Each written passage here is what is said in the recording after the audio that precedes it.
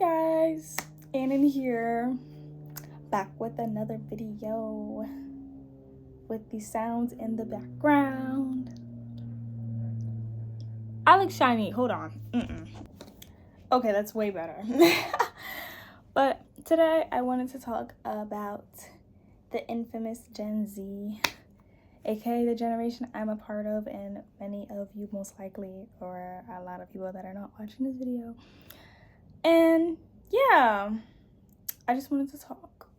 I just sip my little Dunkin'.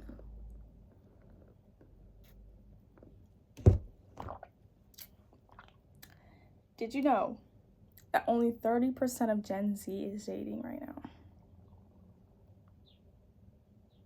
I was shocked myself to learn that.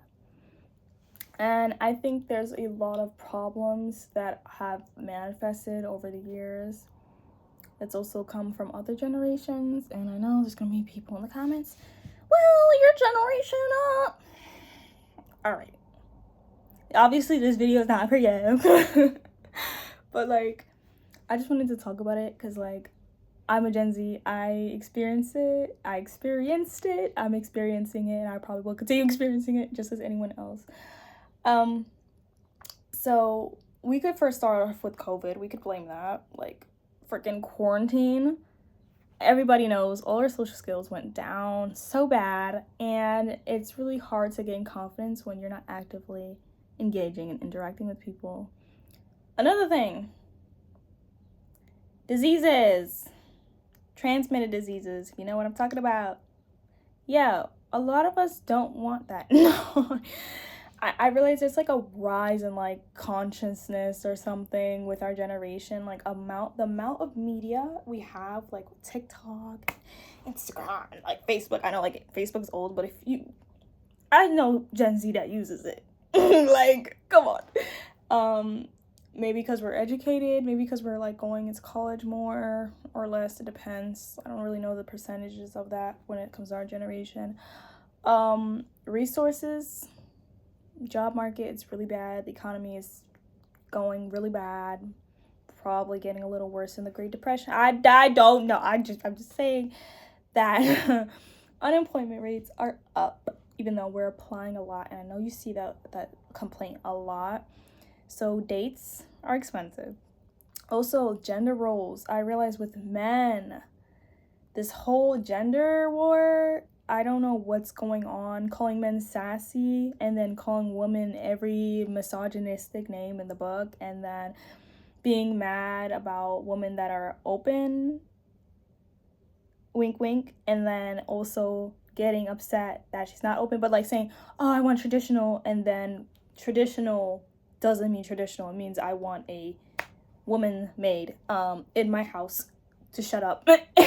Which, hey, you could want what you want, but then you can't be mad when a woman wants the same thing out of a man or something different. Everyone has their preferences, you know.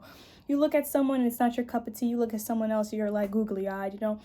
And I think the problem too, insecurity, mental health, the fact that a lot of men do not go to therapy, don't feel comfortable about their feelings, and feel a sense of inferiority within themselves, which is, I believe, one of the reasons for male-on-male crimes. And a lot of issues in this world. I mean, if you look at the government. Anyway, let's not get too political. I'm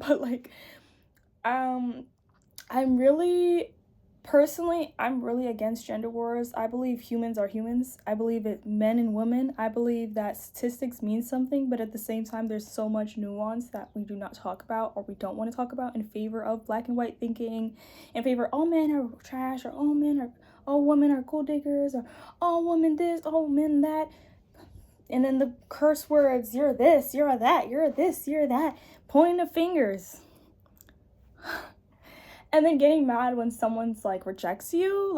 I know a lot of women have seen and experienced that, and a lot of men might have felt inferior or offended that a woman rejected them. It's not the end of the world. I promise you, one rejection is not going to kill you. I know you got rejected for way more things, in school, you got a bad grade, didn't get into the college you wanted, or maybe your parents didn't approve of something. It could be worse, you know.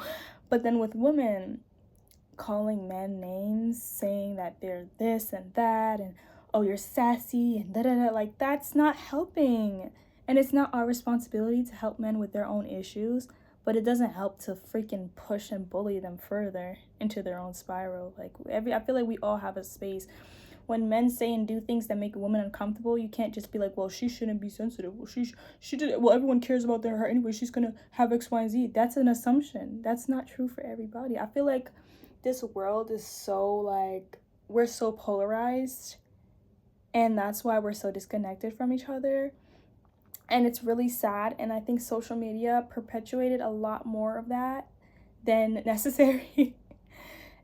We're all gonna have different feelings, different views, different values, different personalities, and different experience, and some are similar, but we should not use that to rewrite reality, because reality is reality. Reality is what it is.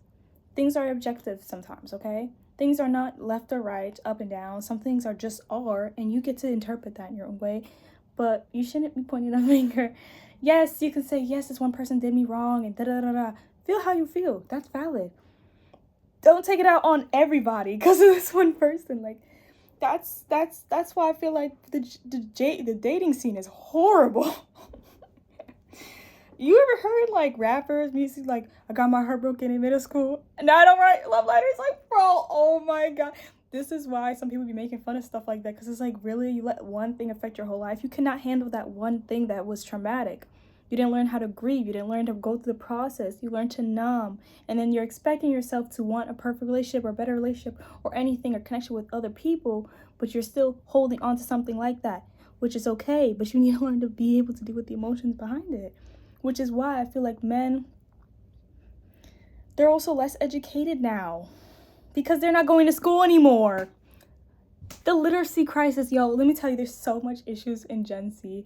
And also, I know a lot of women married and divorced or widowed.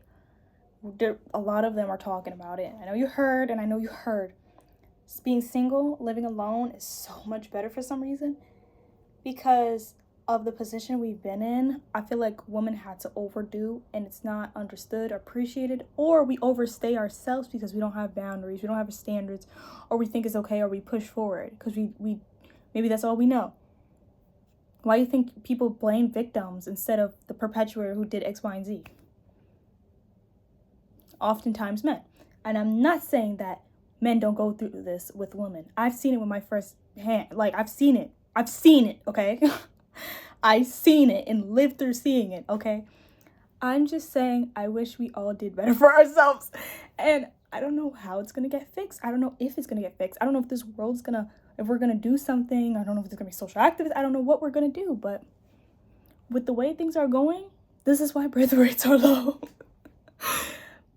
I've heard a lot of quotes, too, saying for the first time, women are dating men based off of their character. And now nobody wants to date them.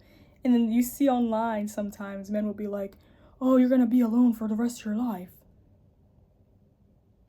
I mean, I don't think that sounds bad for women if they think being at peace with themselves is better than being in like constant suffering with another person, whether it's a male or a female.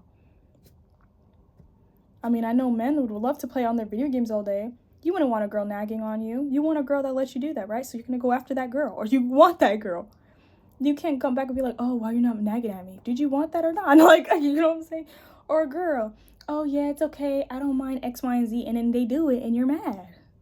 Do you mind it or not? Like, really dig deep. Like, I feel like a lot of us need to do some internal work. A lot of us need to recognize our traumas. A lot of us needs to learn to live with reality, accept it for what it is, and decide off of that. Like, it'll take a lot of mindfulness, and it'll take a lot of work, maybe take months, years, decades. But I feel like a lot of us, I feel like the dating now in Gen Z, we're cooked. Like, this is what we're cooked. There's so much stuff I could go over about and on and on and on, but like, I'm not even gonna go there.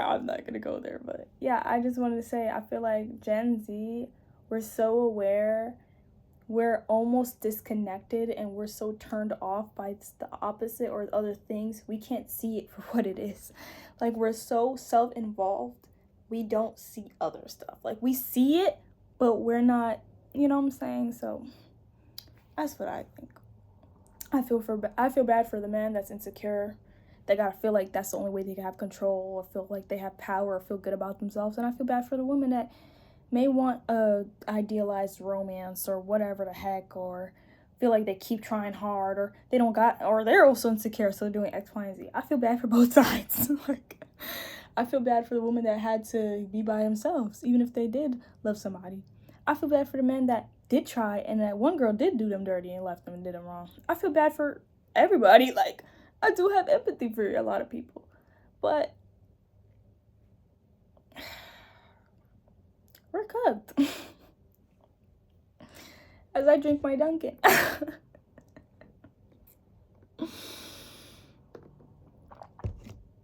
I'm not going to get into my personal beliefs about my values, what I want. I'm not going to get into me, because this is a societal issue. This is not a personal issue, at least not right now.